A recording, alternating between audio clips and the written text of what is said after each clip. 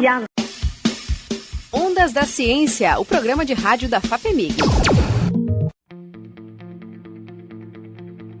A Organização Mundial de Saúde, OMS, acaba de lançar a mais recente edição de seu livro Classificação dos Tumores da Mama. Resultado de discussão e consenso do conhecimento de 90 peritos de 24 países, o livro quer unificar em todo o mundo a linguagem e o entendimento sobre termos e critérios para diagnóstico, características específicas e alterações genéticas dos diferentes tipos de tumores mamários. Embora dirigido para pesquisadores e médicos da área, a publicação é muito boa para nós leigos também e por vários motivos. Por exemplo, somente no Brasil, segundo o Instituto Nacional do Câncer, serão cerca de 53 mil novos diagnósticos em 2012 e 2013, 27% do total de casos de câncer. E, ao contrário do que muita gente pensa, o câncer de mama também atinge os homens. Sabia? Apesar de ser mais comum em mulheres. Nossa entrevistada, a médica Helenice Gobi, professora de anatomia patológica da Faculdade de Medicina da Universidade Federal de Minas Gerais, que colaborou em 5 dos 16 capítulos do livro da OMS, comenta um pouco mais sobre a importância do livro e aproveita para dar algumas dicas de prevenção. Acompanhe. Para a gente comparar no estudo se um tratamento foi adequado ou não, é importante que seja agrupado pelos mesmos tipos de tumores. Essa coleção da OMS, ela tem vários fascículos, cada um dedicado a um órgão ou sistema. Tumor do sistema nervoso, outro para tumores de pulmão. Então a OMS, ela convida profissionais de diferentes países do mundo que tenham produção científica, experiência nessas áreas específicas, e esse que eu participei especificamente para tumores de mama.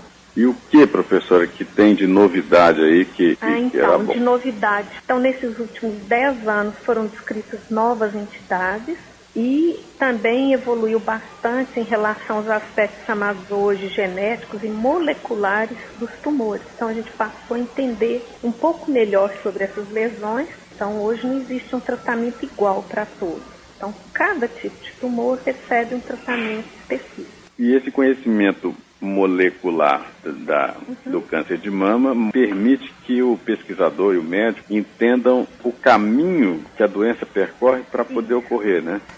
Isso, e como que cada tipo de tumor vai responder a cada tipo de tratamento. Esse livro ele traz a classificação histológica e genética, ou classificação molecular, que vai mostrar como que tumores diferentes respondem de forma diferente aos tratamentos. E o que esse livro aponta, é a importância de uma coisa que a gente chama de individualização do tratamento, para aqueles cujo padrão molecular do tumor indica que tem uma possibilidade da paciente responder ao tratamento, o paciente.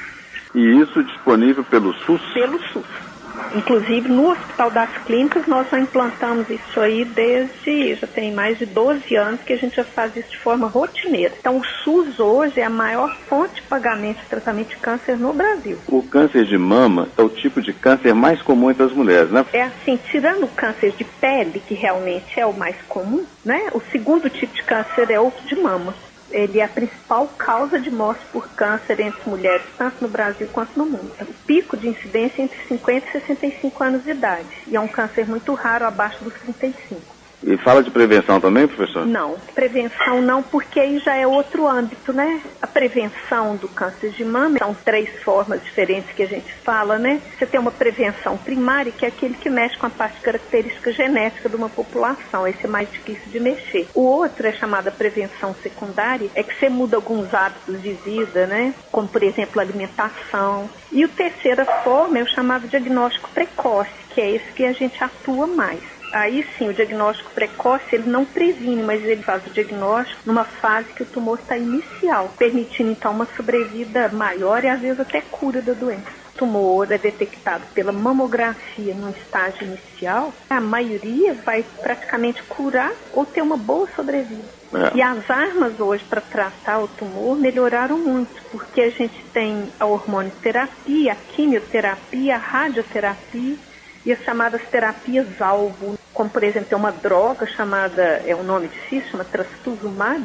Ele é uma terapia que a gente chama imunológica. Você usa um anticorpo contra células que têm receptor para aquele anticorpo. Então, isso já é uma evolução muito individualizada do tratamento. A mamografia é indicada a partir dos 50 anos para todas as mulheres, Olha, é isso? depende do programa. O INCA, né, o Instituto Nacional do Câncer e o Ministério da Saúde, eles indicam para todas as mulheres a partir de 40 anos, de 2 em 2 anos, e a partir dos 50 anos, uma vez por ano, até os 65.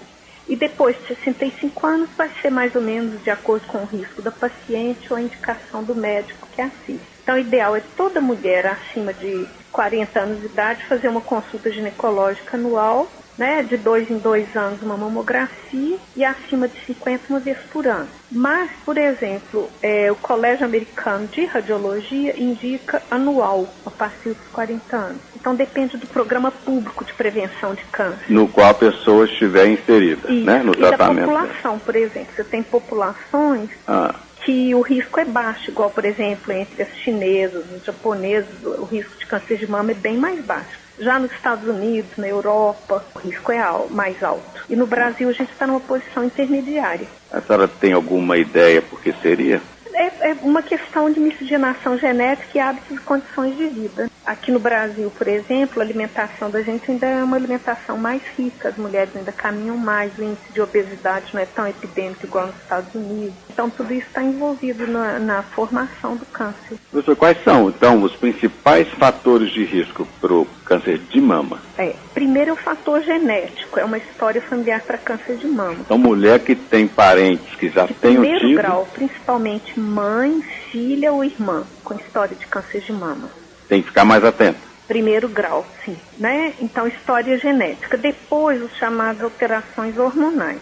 Então, por exemplo, pacientes que têm um quadro que a gente chama de aumento do estrogênio fabricado pela própria paciente, ou quando ela não tem uma coisa que a gente chama de antagonismo ao estrogênio, por exemplo. Mulher que tem o primeiro filho depois dos 30 anos, mulheres que não amamentam, têm um risco maior. Mulheres que têm a primeira menstruação muito cedo, antes dos 12, ou a menopausa tardia depois dos 55. Mulheres que não têm filhos? Mulheres que não têm filhos ou que não amamentam têm um risco maior.